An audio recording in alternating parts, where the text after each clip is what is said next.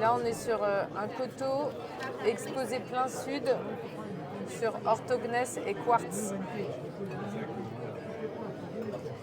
En fait, tout à l'heure, pour les houes, vous étiez sur le plateau, la rivière est en bas.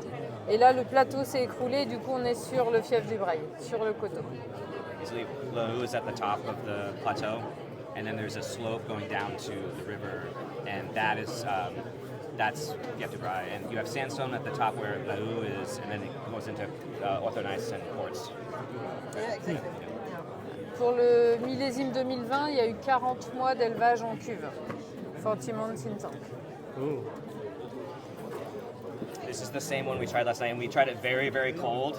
And so it's interesting now to taste it at like good temperature with some air. So it's like, yeah. To get all the aromas. And I was telling them how much like presence and length, and they're like, when it's cold, it's like, you know. Yeah, way different experience. Yeah.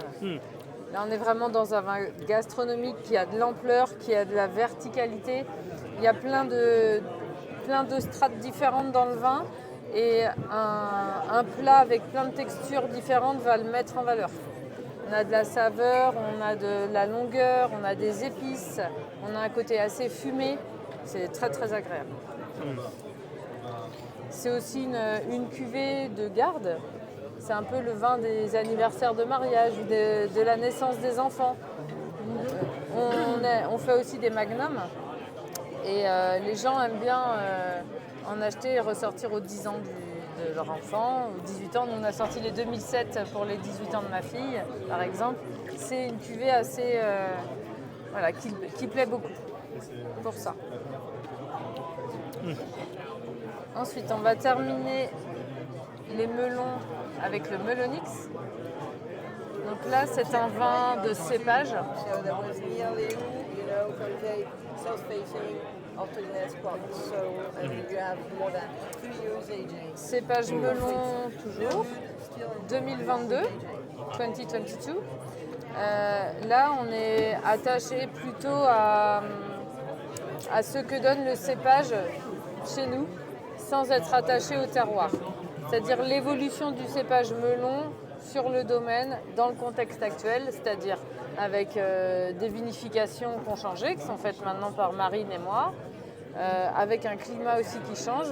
Donc c'est une cuvée qui est assez intéressante. Elle va nous donner des indicateurs pour les millésimes suivants, pour les vinifications des autres cuvées. Parce que c'est une vinification un peu plus libre, avec un objectif qui n'est pas de faire du muscadet, mais un objectif qui est d'observer ce que donne le melon chez nous. Sur 2022, on a fait 2 ans d'élevage sur lit total pour chercher l'équilibre avec les amers, parce qu'il n'y avait pas du tout d'acidité dans les mous. See, this one is vinified quite differently than the others. These are the wines of terroir to show specific plots, and then this is more of a technique. Yeah. It's another approach. Yeah, another approach. It's a way of approaching the variety. Just to change to have another vinification, having the malolactic. Okay. And it's not necessary to have. It's not a terroir that you want to really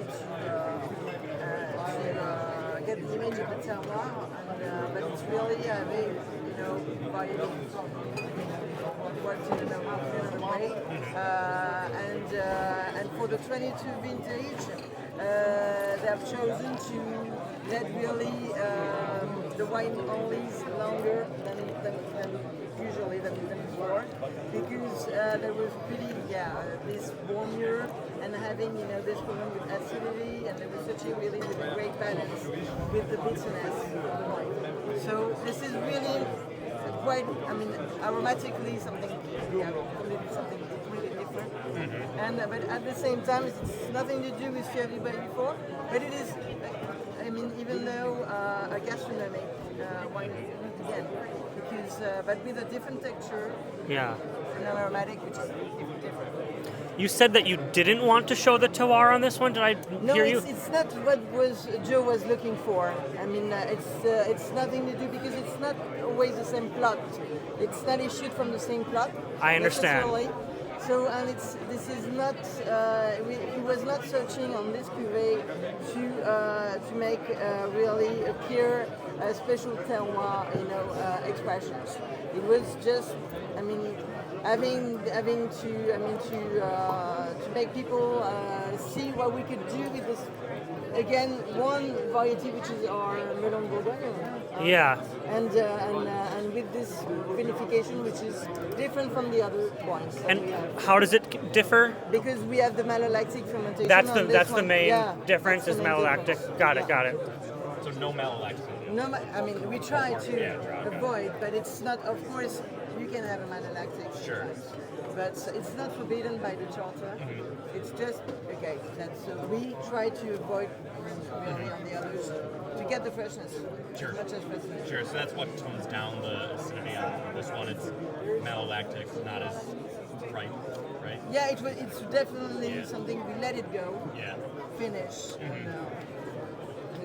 And you have this other wine, completely different.